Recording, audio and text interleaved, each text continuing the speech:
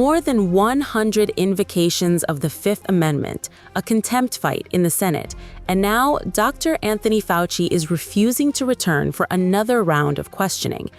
The former face of America's COVID response has declined a request to voluntarily appear before a second Senate panel, opening another front in Republican-led investigations into how the U.S. government handled the pandemic. According to the New York Post report, Fauci was asked to appear before the Senate Permanent Subcommittee on Investigations, chaired by Republican Senator Ron Johnson of Wisconsin.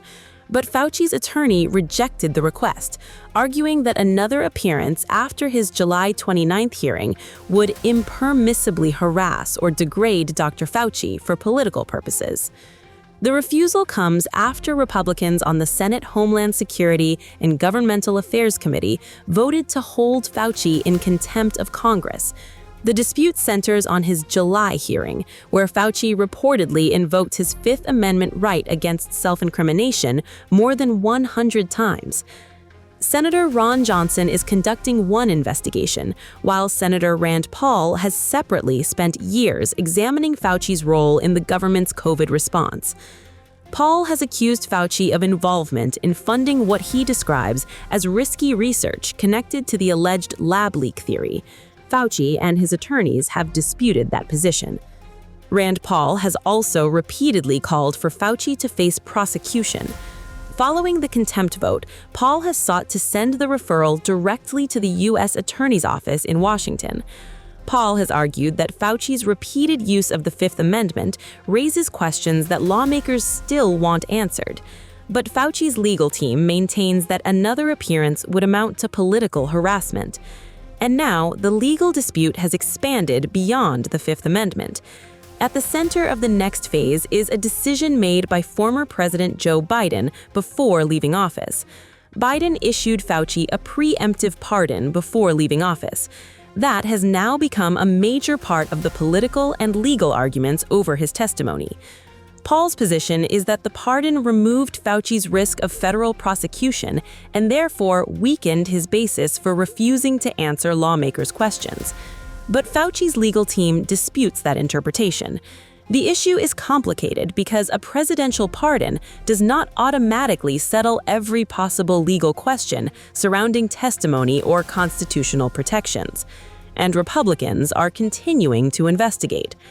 According to the report, the Department of Health and Human Services sent Johnson's subcommittee a copy of Fauci's pandemic-era cell phone. The broader Homeland Security panel also received more than 1,000 pages of Fauci's personal diary before his July hearing. Those records are now part of the broader effort to examine decisions made during the COVID-19 pandemic. Republican lawmakers say they are seeking answers about the government's pandemic response, Fauci's role, and decisions surrounding COVID policy. For Fauci, however, the issue is increasingly becoming a legal battle over how far Congress can go in compelling his testimony. And that leads to the next question: could Fauci be subpoenaed? The appearance he rejected was voluntary, but lawmakers have another tool available: a subpoena. Fox News Digital contacted Johnson's office to ask whether the senator intends to subpoena Fauci following his refusal.